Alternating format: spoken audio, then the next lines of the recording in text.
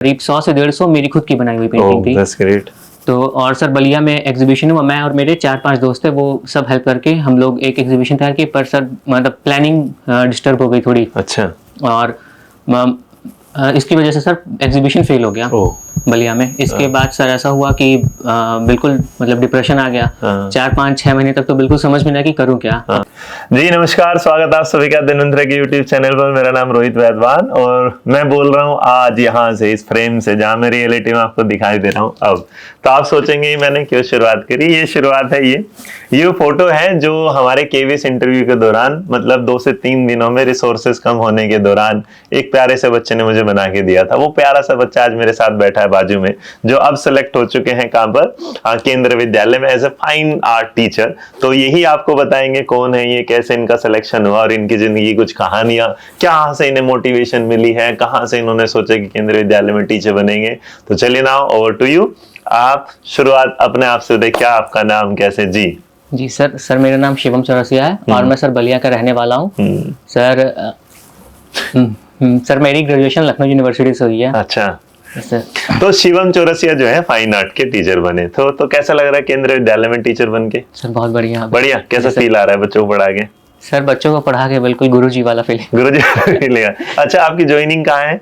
Sir मेरी joining Gurdaspur Punjab में हुई है। गुरदासपुर पंजाब, जो बिल्कुल बॉर्डर से क्या है लगा हुआ है एकदम, रेड क्लिफ लाइन से 8 किलोमीटर। आप बताइएगा, वहां से रेड क्लिफ से बिल्कुल लेट। तो कैसा, मतलब ऐसा है कि केंद्रीय विद्यालय की जब तैयारी करी, किसने मोटिवेट किया था या ऐसा ही मन किया कि बस टीचर बन जाऊं, या घर में कोई टीचर वगैरह है या कुछ ऐसा कुछ? नहीं सर, ऐसे ही थे कि सर मुझे आर्टिस्ट बनना था। अच्छा। जैसे सर बचपन से मैं पेंटिंग बनाता था, LKG से करीब। तो सर पेंटिंग बनाए, फिर क्लास 4 5th होते हुए कॉमिक बनाना शुरू कर दिया। अच्छा। मतलब कॉमिक खुद लिखते, फिर उसकी कहानी बनाते, मैं और मेरे दोस्त हेल्प करते मुझे। और फिर सर क्लास 10th तक आते तो सब पढ़ाई का प्रेशर होने लगे की वजह से सर पेंटिंग बनाना और ये सब छूट गया मेरा।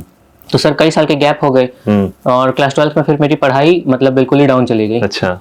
मैं सर पढ़ने लिखने में बिल्कुल मेरा मन नहीं लगता था।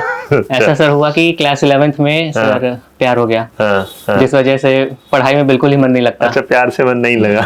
जी सर। सर पहले तो भगवान से प्यार हो गया, जिस वजह से पूरा ट्रैक चेंज हो गया मेरा, और जैसे भक्ति लाइन शुरू हो गई सर। वहां से फिर धीरे धीरे सर बिल्कुल ऐसा आइडिया नहीं था कि सर पढ़ाई में आगे करूँ तो करूँ क्या। तो फिर सर रिलेशन में एक चाचा थे, वो पेंटिंग करते थे, तो उनसे सर हेल्प लेके फिर ये पता चला कि सर फाइन आर्ट जैसा कोई कोर्स होता है। तो फिर सर मैंने लखनऊ यूनिवर्सिटी की प्रिपरेशन शुरू कर दी और वहाँ पे सर क्लियर हो गया एंट्रेंस। उस समय सर ऑल इंडिया रैंक 21 या 22 आया था। बहुत बढ़िया।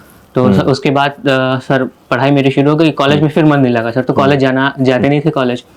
करीब 20 से 25% अटेंडेंस होंगे मेरे कॉलेज में। और वहाँ पे एक सीनियर मिले भैया, उनकी वजह से सर मैं ये जैसे ऑयल पेंटिंग है ये सब उन्हीं से सीख पाया। इनका नाम जितेंद्र कुमार था। अच्छा सर, तो उनसे सीखे, वो मास्टर्स कंप्लीट उस समय उनका हुआ शायद। और फिर सर उसके बाद मैंने सोचा सेकंड ईयर में, ग्रेजुएशन सेकंड ईयर में एग्जीबिशन लगाने के लिए। सर थोड़ी परेशानी हो गई थी ऐसे मेरी पर्सनल लाइफ में, जिस वजह से मुझे ऐसा लगा कि सर बलिया में एक फाइन आर्ट एग्जीबिशन लगाना चाहिए सोलो। तो सर मैंने पूरे साल पेंटिंग तैयार की, करीब 100 से 150 मेरी खुद की बनाई हुई पेंटिंग थी। That's great.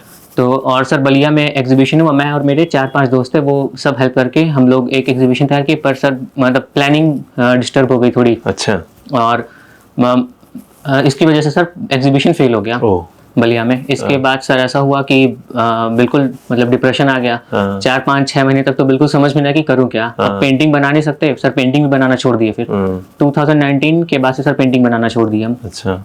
और फिर उसके बाद 2020 में लॉकडाउन हुआ, घर पे रहे, थोड़ा दिमाग शांत हुआ, मेडिटेशन वगैरह किए सर। उसके बाद सर फिर शुरू किए पढ़ाई लिखाई करना, जैसे नॉवल पढ़े सर। उसके बाद जब 2020 में पढ़ने बैठे तो पढ़ाई नहीं कर पाते थे, करीब मतलब बहुत मुश्किल से एक दिन में पर डे में 3 से 4 पन्ने पढ़ पाते थे। अच्छा। और सर फोकस बिल्कुल ही नहीं था, और पढ़ाई किए भी तो 3-3.5 साल बीत चुके थे। तो सर उसके बाद धीरे धीरे सर नॉवेल पढ़े और शुरुआत वहां से हुई। और फिर सर गवर्नमेंट एग्जाम की प्रिपरेशन के लिए शुरू कर दी काम। ऐसा हुआ कि सर हमारे यहाँ एक मंदिर है काली जी का, तो फिर काली जी में भक्ति थी मेरी। तो वहां से सर हमेशा मंदिर जाते और वही मंदिर पे बैठी मेडिटेशन हमेशा करते थे। तो वहाँ से सर बिल्कुल दिमाग नॉर्मल हुआ मेरा, फोकस वगैरह सब जो भी है आ गया। और पढ़ाई में मन लगना सर ऑटोमेटिकली मन लगना शुरू हो गया। और सर उसके बाद फिर करीब 4 पन्ने थे, वहां से बढ़ते बढ़ते सर 100 पन्ने तक आ गए। जैसे पर डे में 100 पेजेस पढ़ के वो हो जाता। तो सर मतलब स्पीड भी बढ़ गई, फोकस भी हो गया। तो फिर सर तैयारी शुरू कर दिए और सर यूपी टीजीटी के लिए सर प्रिपरेशन शुरू की है। और फिर उसकी सर फॉर्म वगैरह आई नहीं, तब तक सर केवीएस की आ गई। और वही दिवाली के बाद से 2022 दिवाली बाद से सर केवीएस की प्रिपरेशन शुरू की है। हमें लगा सर अप्रैल में होगा एग्जाम, पर वो फरवरी में हो गया। तो 20 दिन का सर समय मिल पाया था पेपर 1 की तैयारी के लिए। तो 20 दिन में सर बिल्कुल ही आइडिया नहीं था हमें कि अब कैसे करें क्या करें। हमें लगा कि छोड़ देते हैं इसे। मम्मी बोली कि छोड़ने का कोई मतलब नहीं, जो भी है पहले दे लो, खुद से आइडिया तो लग जाएगा एग्जाम का। सही बात है। तो फिर सर 20 दिन के अंदर सर चैनल खोजे यूट्यूब पे सारा, और आपसे सर करंट अफेयर पढ़े थे अध्ययन मंत्रा से, वही सब्सक्राइब किया। और फाइन आर्ट के कुछ चैनल्स थे यूट्यूब पे, जैसे स्टडी एडुशिनो हुआ और आर्ट ज्ञान कला है, और एक रिजल्ट गुरुजी, और सर 1-2 चैनल और थे। वहां से सर फाइन आर्ट की प्रिपरेशन शुरू की। आपसे सर करंट अफेयर और इंग्लिश हिंदी यहाँ अध्ययन मंत्रा से हो गया। और सर उसके बाद रिटर्न दिए तो करीब 120 नंबर का मैं 120 से 25 में रिटर्न में कर पाया अपनी तरफ से। बाकी जो सर नेगेटिव मार्किंग थी नहीं, तो पूरे अटेम्प्ट कर दिए। फिर सर ऐसा लगा कि शायद होगा या नहीं होगा, तो सर मैं ज्यादा प्रेशर लेता नहीं हूँ ऐसे। सर मेरा बस एक ही फॉर्मूला था कि अपने पास भगवान को रखो साथ में, बाकी छोड़ दो सब।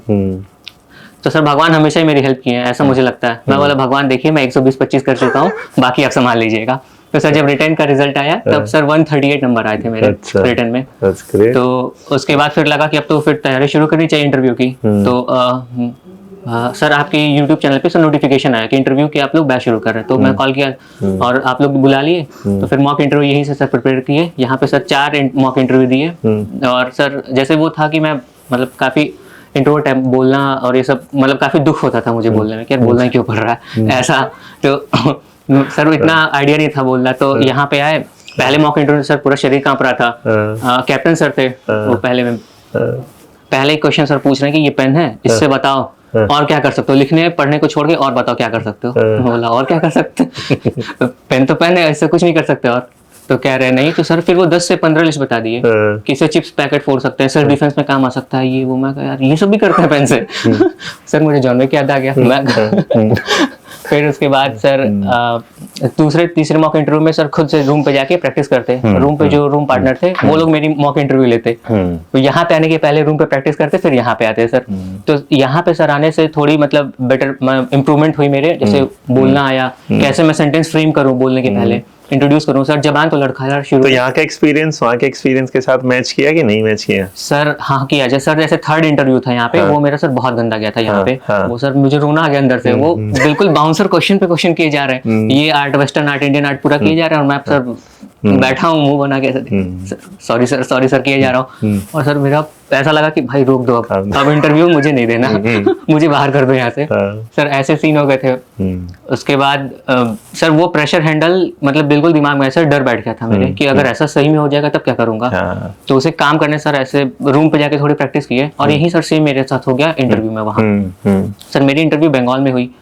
वहाँ पे उन्होंने तो शुरू में देखा मतलब बाकी सारे बच्चों से वो बायोडेटा से क्वेश्चन पूछ रहे थे। मैं इंटर लिया, सर मेरा देखिए आईसीएससी बोर्ड लिखा। वो इंग्लिश में इंटरव्यू शुरू कर दिए। मैं बोला चलो इंग्लिश में सर परेशानी नहीं है, पर बंगाली एक्सेंट आ रही थी, वहाँ पे थोड़ी सर परेशानी शुरू हो गई। जैसे सर मैं अपना इंट्रोडक्शन तो दे दिया, फिर वो पहला क्वेश्चन था उनका वेस्टर्न आर्ट से, तो मुझे समझ नहीं आया बिल्कुल। फिर दूसरा क्वेश्चन, तीसरा, 4, 5 सर बिल्कुल शुरू के 6-7 क्वेश्चन सर वेस्टर्न आर्ट हो गए। और यहाँ पे सर वही प्रेशर बिल्कुल। सर यहाँ भी वेस्टर्न आर्ट था, और सर वेस्टर्न आर्ट में पढ़ा नहीं था क्योंकि केवी के सिलेबस में रिटर्न में इंडियन आर्ट है। तो सर उसके बाद बिल्कुल प्रेशर यही सेम चीज रिपीट हो गया, वहाँ रिक्रिएट हो गया। पर वो था कि यहाँ पे मैं बोल नहीं पाया, वहाँ पे थोड़ा दिमाग को शांत करने की कोशिश की कि बोला यार तो झेल चुका हूँ मैं थोड़ा इधर प्रेशर एक्सपीरियंस। अब तो फिर मैं साफ बोल दिया कि सर मैं वेस्टर्न आर्ट पढ़ के नहीं आया हूँ। तो बोले अच्छा इंडियन बताओगे? मैं बोला हाँ पूछिए। तो वो इंडियन पूछे, मैं प्रेशर में सर इंडियन भी नहीं बता पाया। तो कह रहे अच्छा मान लो कि हम सब क्लास 6 के बच्चे हैं, अब जाओ पढ़ाओ, क्या पढ़ाओगे? अब सर मेरा दिमाग खराब हो चुका था वहाँ पे। मैं बोला सर मार्कर उठा लिए, बोर्ड पे गए। मैं सोचा सर मछली भात बना दूं क्या? क्या बनाओगे? मैं कहा सर गाय बनाता हूँ मैं। तो सर गाय बना दिए। यहाँ पर भी सर गाय ही प्रैक्टिस किए थे, वहाँ भी सर गाय बना दी। गाय के चेहरा बड़ा बन गया। वो गाय का चेहरा देख रहे हैं, कह रहे हैं क्या है ये? मैं बोला सर गाय काऊ है। लेग कहाँ है इसका? लेग सर इरेज करके बना देता हूँ। नहीं दूसरे बोर्ड पे बनाओ। तो दूसरे बोर्ड पे पैर बनवाए। सर वो पैर बनाए तो सर घोड़े जैसा पैर बन गया। मैं कहा ये गाय घोड़ा जैसे क्यों लग रही है, मतलब आधा गाय लग रही है आधा घोड़ा लग रही है। मैं टर्न करके देखा, सर ठीक है, मुझे लगा सर रिस्पॉन्स करेंगे कुछ, सर वो कुछ रिस्पॉन्स नहीं किए सर। पर पॉजिटिव चीज ये थी ना, जैसे बोर्ड पे जाने के पहले मैंने एक्सप्लेनेशन दिया सर हर चीज का, कि जैसे ये बोर्ड नहीं है, ये एक अंतराल है, जैसे हमें कहते हैं ना अंतराल है, और लाइन से हम स्केच करते हैं तो वो लाइन 1 डायमेंशनल होता है ये बताया। इस पे जो फिगर फॉर्म होते हैं 2 डायमेंशनल में आते हैं, और फिर गाँव जो है उसे हैचिंग करके दिखाया कि सर ये हैचिंग है, ये क्रॉस हैचिंग है, ये स्टिपलिंग है, ऐसे करके पूरे शेडिंग वगैरह पूरा समझाए थे बोर्ड पे। तो शायद ये सर ये वर्क किया वहाँ पे। हाँ, और सर उसके बाद मतलब मुझे लगा कि सर वो लोग कुछ रिस्पॉन्स देंगे, पर ऐसा कुछ नहीं था। वो सर हैंड करके बोले ऐसे बैठे हुए हैं। मैं बोला सर आगे कुछ करूँ, क्या करूँ, कुछ बताइए। वो सर ऐसे बैठे हुए हैं और मुझे अजीब सा लग रहा है, मैं मार्कर हाथ में लेके खड़ा हुआ। फिर सर मार्कर मैं रखा, वो साइड में रख के आ गया सीट पे अपने, बोल रहे बैठो। अब सर उसके बाद अगला क्वेश्चन, वो सर फाइन आर्ट से क्वेश्चन हटा दिए। अब नॉर्मली कह रहे कहाँ रहे पढ़े, हम बोले सर लखनऊ में। लखनऊ में कौन सी नदी बहती है, हम बोले गोमती नदी। कह रहे गोमती नदी पार करोगे तो क्या आएगा। मैं कहा किधर से पार करूंगा सर इधर से उधर पार करूंगा कुछ और आएगा, उधर से इधर पार करूंगा कुछ और आएगा। मैं कहाँ से पार करूंगा सर मेरा समझ नहीं आता कि पूछना क्या चाह रहा है। मैं कहा सर रूमी दरवाजा। कह रहे हैं और, मैं बोला बड़ा इमाम बाड़ा छोटा इमाम बाड़ा। कह रहे हैं और, मैं बोला सर बस इतना ही आएगा। कह रहे घंटा घर नहीं आएगा। मैं बोला आएगा। कह रहे कौन बनवाया। मैं कहा ये तो नहीं पता। कह रहे ब्रिटिश। मैं बोला शायद। कह रहे मुगल बनवाया। मैं बोला हाँ सर मुगल पीरियड में बना था, लेटर मुगल में। कह रहा बनवाया कौन था, ब्रिटिश या मुगल। मैं बोला सर लेटर मुगल पीरियड में ब्रिटिश बनवाया। सर मुझे भी पता नहीं था कौन बनवाया, मैं बोल दिया ऐसे। उसके बाद सर फिर वो पर्सनल क्वेश्चन पूछने लगे कि घर में कौन कौन है, क्या है, और कि अगर मम्मी पापा है तुम्हारी पोस्टिंग अगर अंडमान निकोबार में हो जाती है तो सर मुझे लगा कि शायद क्वेश्चन अच्छा होने वाला। सर आप जैसे प्रैक्टिस कराए थे कि अपनी फ्लेक्सिबिलिटी और ये सब चेक करना है कि, तो सर मुझे लगा कि ऐसे पूछेंगे कि अंडमान निकोबार जाके कैसे तुम अडॉप्ट करोगे। पर वो पूछ रहे हैं अंडमान निकोबार में जाकर तो तुम्हारे मम्मी पापा कैसे रहेंगे। मम्मी पापा कैसे रहेंगे ये कैसे बताऊं मैं। मम्मी पापा तो फिर मतलब नॉर्मली जैसे रहते हैं वैसे रहेंगे। सर जैसे हमेशा रहते हैं वैसे रहेंगे, मैं तो कुछ घर पे रह के करता भी नहीं हूँ। मैं तो ऐसा भी नहीं है कि सर सेवा सत्कार करूँ ज्यादा कि मेरे बिना वो काम ना हो पाए। मैं कहा सर मैनेज हो जाता है सब। बोले अच्छा। और उसके बाद सर ऐसे थे कि टोटली इंटरव्यू में सर जैसे मेरा मतलब एक था कि मैं प्रेशर तो था मेरे ऊपर, मुझे लगा कि सर इंटरव्यू गया काम से, पर मैं हंसता रहा सर टोटली टाइम, वो ऐसा रहा। और उसके बाद और भी सर कुछ, हाँ फिर वो पूछे कि इंडिया का सबसे वेस्टर्न पॉइंट और ईस्टर्न पॉइंट कौन सा है। तो मैं बोला सर रन ऑफ कच्छ। तो कह रहे वो ईस्ट में है। बोला अच्छा ईस्ट, हाँ सॉरी तो नागालैंड है सर। कह रहे कंफर्म। बोला हाँ सर नागालैंड पार करो बर्मा नागालैंड है। तो कह रहे हैं नहीं गलत है। बोला गलत है तो सर अरुणाचल प्रदेश है। तो उन्होंने कहा कि अगर तुम्हें सवाल नहीं है तो सॉरी सर बोल दो, ऐसा गलत जवाब ना दो। तो मैं बोला सर मुझे पता ही नहीं कि मैं गलत जवाब दे रहा हूँ, मैं आगे कैसे बताऊं कि वो गलत है, मैं सॉरी कैसे बोल दूं। उसके बाद सर फिर निकले रूम पे, अब तो लगा सर हो नहीं पाएगा इंटरव्यू। तो सर पूरा रोना आया रूम पे आके रोज। और उसके बाद सर विपश्यना कोर्स बुक किए, 10 दिन के लिए मेडिटेशन गए, वहां से फिर दिमाग शांत हुआ और फिर दूसरे एग्जाम की प्रिपरेशन में लग गया। हम कहा ये तो नहीं होगा, अब आगे बढ़ते दूसरा देखते हैं एग्जाम। तो फिर जैसा रिजल्ट आया तो पास हो गए और ऑल इंडिया 38 था। 38 यस सर। ये तो इंटरेस्टिंग स्टोरी, मतलब मुझे कुछ पूछने की जरूरत ही नहीं इसमें। ये एक ऐसा इंटरव्यू है जिसमें अपना आपसे बच्चे ने आपको सब कुछ बता दिया। तैयारी का अगर कंक्लूजन निकालेंगे तो ये कि आप देखिए घबराएंगे, आप लड़खड़ाएंगे, आपको कई बार मौके ऐसे लगेंगे आपके चीजों से हाथ से निकल गई, लेकिन द बेस्ट पार्ट जो है शिवम का कि आप ना डिमोटिवेट मत होइए, आप फिर आगे के लिए तैयारी करिएगा। और अचानक से शायद आपकी वो किस्मत दोबारा से आपको ये देखे कि आपका पॉजिटिव एटीट्यूड कि आपको वो नौकरी दे दे। तो इसी तरह ये है टीजीटी में इनका जो हुआ है, क्या पर हुआ है फाइन आर्ट में, फिलहाल ये है गुरदासपुर में। तो आने वाले जो बच्चे उन्हें कोई मैसेज देना चाहोगे सर? जैसे पढ़ने के लिए जैसे रिवीजन की स्ट्रेटेजी में थोड़ी बता सकता हूँ सर। जैसे कि मैंने एक क्लास की, वो करीब 1 घंटे की है। एक क्लास करने के बाद उसका मैंने नोट्स तैयार कर लिया और सर फिर उसी क्लास को दोबारा मैं रिवीजन करता। और फिर वो जो रफ कॉपी पे मतलब ज्यादा बड़ी नोट्स है सर, बिल्कुल ही मतलब मिनिमम वर्ड में जितने छोटे से छोटे वर्ड में हो पाए कि करीब 2 घंटे में सर पूरे सिलेबस को 2-3 घंटे में रिवाइज कर सकते हैं ऐसे। तो इतने छोटे क्रिस्पी नोट्स तैयार किए मैंने और बिल्कुल मेन टाइम पे वही काम आए मेरे। वो रिटर्न नोट्स थे और 2-3 बार मैं वीडियो एक वीडियो को मैं करीब 2 से 3 बार देखता था। और जैसे सर थे इनकी करंट अफेयर की क्लास मैंने जो ली थी, तो करंट अफेयर की वीडियो देखते और फिर सर ने पीडीएफ प्रोवाइड की थी, फ्री पीडीएफ। तो वो 2 से 3 बार फ्री पीडीएफ सर मैंने रिवाइज करते थे। और सर बस इतना ही सर, ज्यादा मैंने उतना इंटरव्यू के लिए कुछ टिप्स बच्चे को? हाँ सर, इंटरव्यू के लिए इतना कह सकता हूँ कि सर ऐसा एक लग सकता है एक समय पर आके कि इंटरव्यू मेरी खराब हो चुकी है, बेकार, फिर भी ऐसे डिमोटिवेट हो गए, जैसे होता है कि आप 2-3 सवाल जैसे ना बता पाए तो उसके बाद जैसे गला भारी हो जाता है, बिल्कुल प्रेशर सा हो जाता है, तो वो फील ना करके बिल्कुल हंसते हुए कि अरे गया तो गया, अगला देख लेंगे, ये हंसते हुए निकाल दो।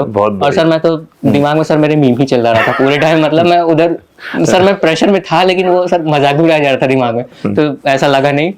और सर बंगाली एक्सेंट की वजह से थोड़ी परेशानी तो हुई थी। मैं समझ सर मेरी ये थी कि इंटरव्यू में मैं 10 से 15 बार आए किया था क्या ऐसे इंटरव्यू गई मेरी।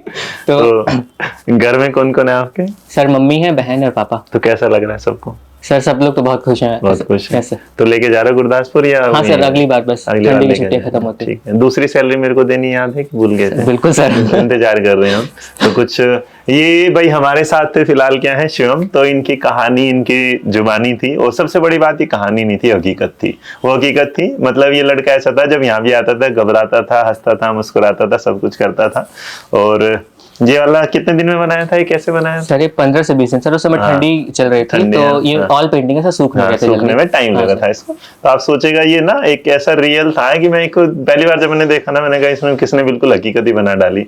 तो सीरियसली बहुत बहुत बढ़िया लगा शिवम तुमसे मिलकर, बहुत अच्छा। ऐसे ही मुस्कुराते रहो, पढ़ते रहो, और बच्चों को अपने यहाँ जब आर्ट सिखाओ ना, आर्ट अपना आप में कला है, और कला खुश रखने का काम होता है, तो उन बच्चों को ऐसे खुश खुश में पढ़ाते हैं। बहुत बहुत धन्यवाद, थैंक यू सो मच, बहुत प्यारा लगा आपके साथ इंतजार। Thank you.